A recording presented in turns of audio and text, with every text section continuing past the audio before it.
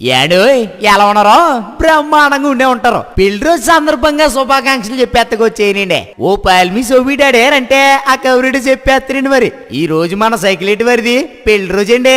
ఎవరంటారా? మన సైకిలేటి రమణ గారు శ్రీమతి రాము గారు లేరు.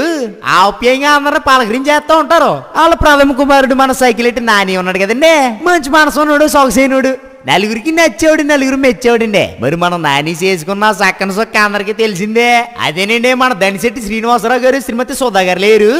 చూడముచ్చటగా ఉంటారు, అనురాగంతో మాట్లాడుతూ ఉంటారండి. వాళ్ళ మూడో కుమార్తె మన మోహిత అండి.